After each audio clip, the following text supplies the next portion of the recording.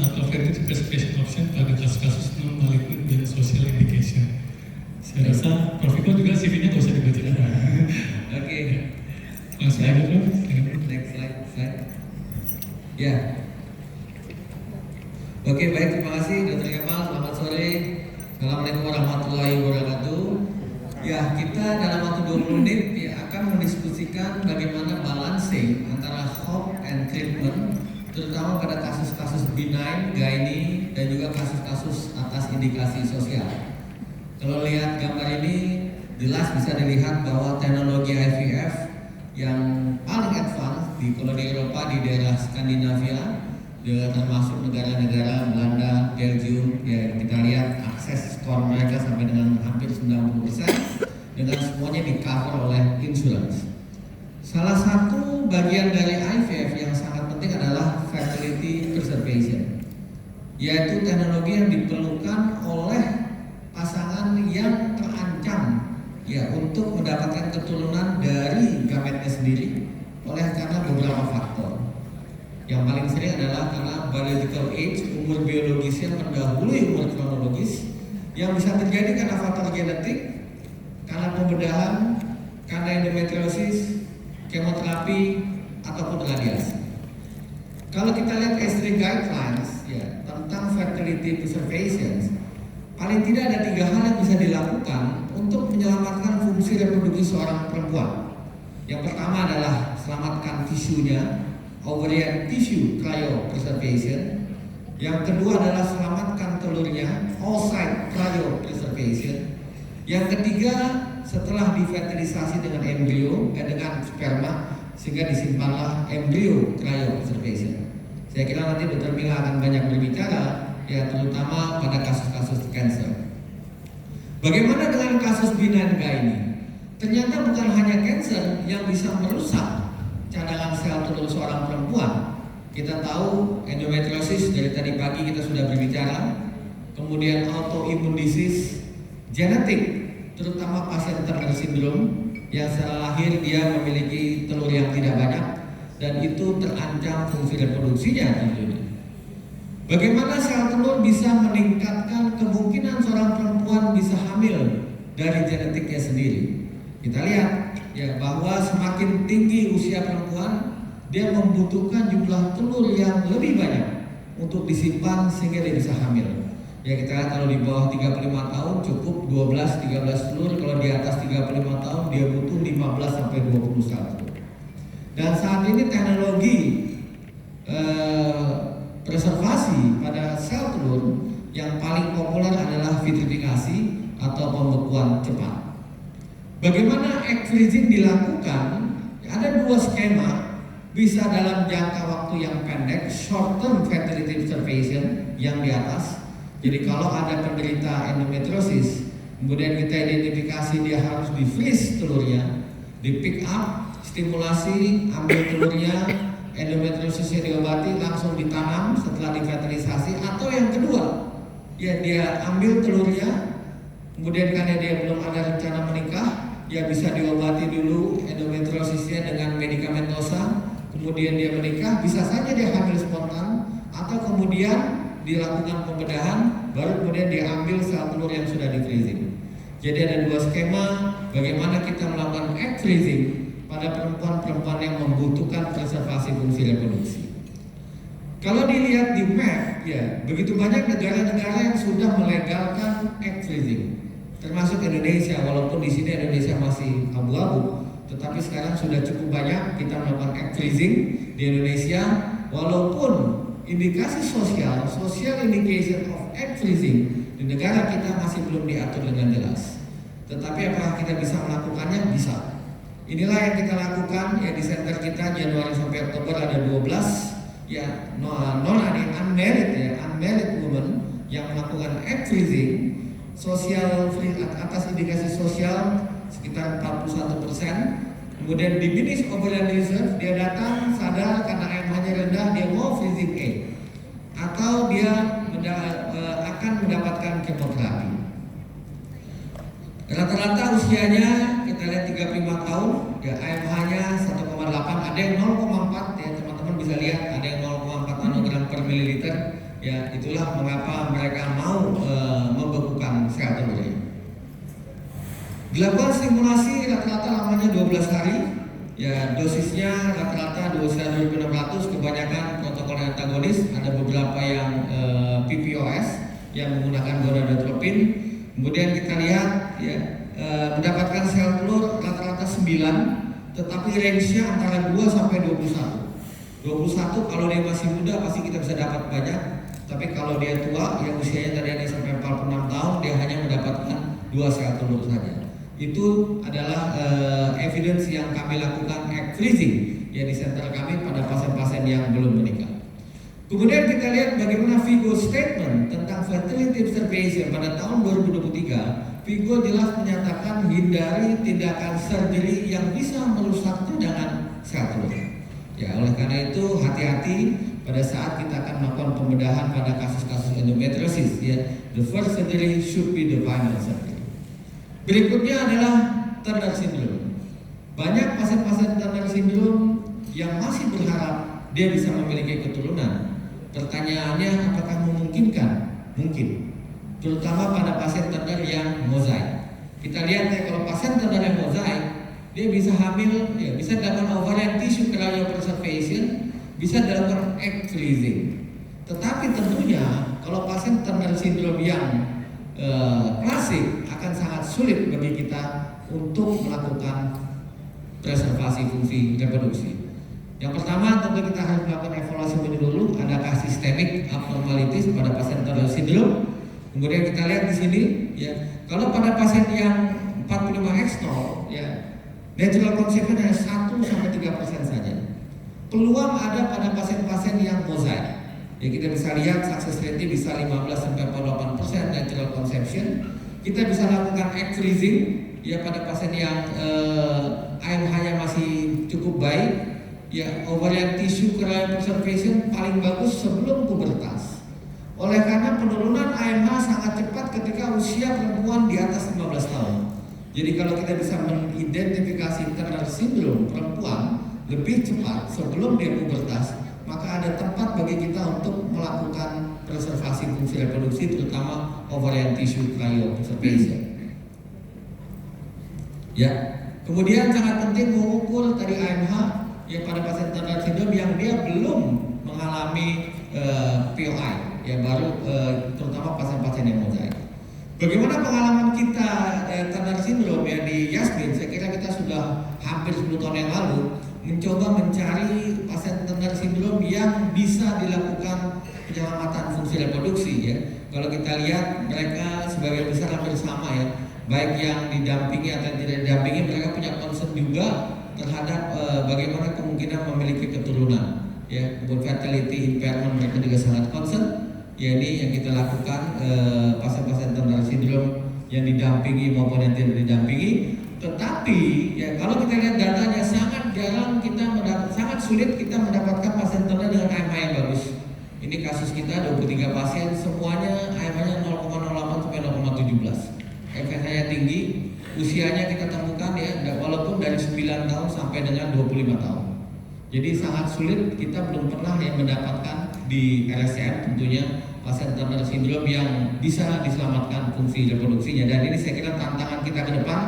Karena dunia sekarang sudah mulai yang melakukan ovarian tissue cryopreservation pada pasien-pasien Turner syndrome.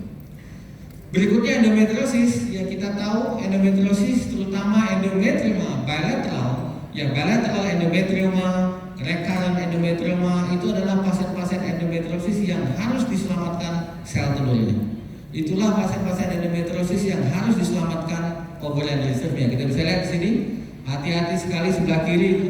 Ya kalau usianya di atas 35 tahun, bilateral, operasi pernah recurrent surgery, ya kemudian besar, endometriosis fertility index-nya sangat rendah, ya itu adalah tempat pilihan bagi kita untuk menawarkan fertility preservation pada pasien-pasien endometrioma seperti ini. Dan tentunya ya ini keinginan pasien, usia, apalagi kalau kita udah cek ovarian reserve, ya sangat penting bagi kita untuk menawarkan preservasi fungsi reproduksi. Bagaimana caranya? Sebelah kiri lihat ini ya. Kalau dia desire future fertility, Kalau usia di atas 35 tahun nih, ya tawarkan fertility preservation, utamanya adalah egg freezing, ya instead of ovarian tissue. Kalau dia di bawah 35 tahun, kalau dia high risk, ya pilih bilateral, ada tempatnya bagi kita untuk menawarkan egg freezing. Bagaimana possibility ataupun keberhasilan egg freezing pada pasien-pasien endometriosis? Kita bisa lihat di sini, makin sedikit keluhan yang dimiliki, ya ini makin sedikit, maka semakin banyak kemungkinan sel telur yang bisa dibekukan. Itu berkorelasi negatif. Oleh karena itu penting sekali kita lihat kalau pasien endometriosis yang sudah sangat banyak keluhannya, chronic pelvic pain, dyspareunia, dysphagia, urinary tract syndrome, itu makin sedikit sel telur yang bisa diselamatkan. Berikutnya juga yang paling penting adalah kalau kita bandingkan usia di bawah 35 tahun, tentu dia memiliki kumulatif live birth rate yang tinggi pada jumlah telur yang sama yang bisa disimpan. Contohnya kalau telur yang bisa disimpan 10, kumulatif live birth rate-nya pada pasien di bawah 35 tahun hampir 42%. Kalau di atas 35 tahun hanya 24%. Oleh karena itu usia sangat-sangat penting bagi kita bila kita ingin menyimpan sel telur pasien-pasien endometriosis. Pasien yang belum dioperasi ini juga sangat penting kita lihat dibandingkan dengan pasien yang sudah dioperasi pada endometrioma lebih besar dari 4 cm. Pasien yang belum dioperasi tentu jumlah telur yang bisa diselamatkan M2 oocyte-nya 7,5 dibandingkan 5, dan ini sangat berbeda bermakna ya, 9 dibanding 7. Oleh karena itu kalau kita ingin menyelamatkan sel telur pasien endometriosis, don't do surgery to our patients. Kita lihat juga bagaimana pasien-pasien yang lebih besar dari 4 cm dan yang lebih kecil atau sama dengan 4 cm. Apakah berbeda bermakna jumlah telur yang bisa diselamatkan? Ternyata tidak. M2 oocyte retrieval sama, tidak berbeda bermakna.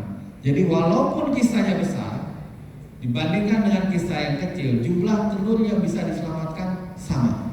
Oleh karena itu jangan selalu berorientasi pada pembedahan.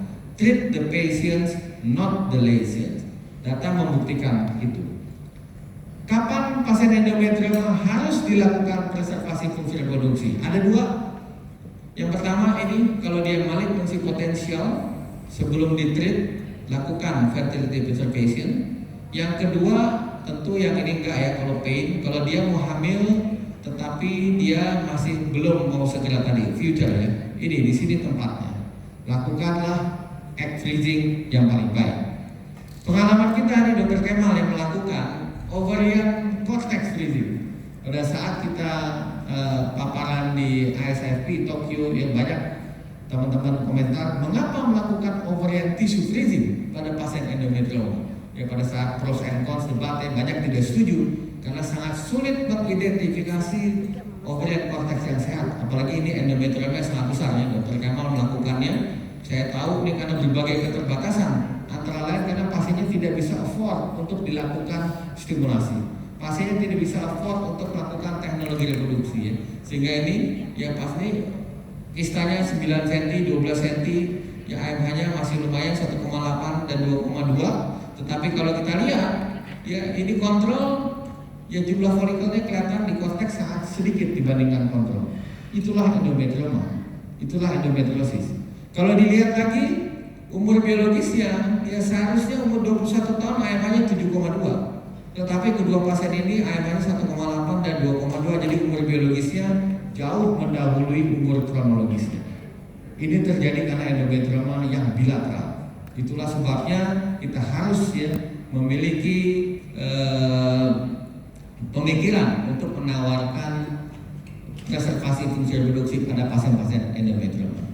Terakhir tentang social egg freezing, apakah ini tren ataukah reality? Ya ini tadi saya sudah sampaikan sangat banyak ya di dunia, bahkan di Indonesia pasien datang dengan sendirinya ingin melakukan egg freezing. Bagaimana legalnya? Aturannya lihat negara yang melegalkan Singapura boleh sampai umur 37 tahun, kosnya nggak murah, 7.000 sampai 15.000. Amerika nggak ada limit, umurnya bebas, disimpan seumur hidup boleh. Kosnya tinggi. Israel kita lihat ya, Inggris sampai umur 55 tahun, Yunani hanya boleh disimpan maksimal 5 tahun.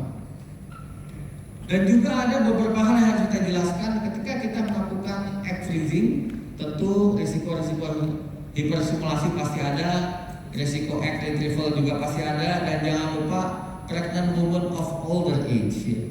Kadang-kadang dia ingin menanam sel telur ketika perempuan yang usianya sudah cukup tua, dan tentu ada risiko-risiko ini yang harus kita jelaskan kepada pasien yang melakukan egg freezing.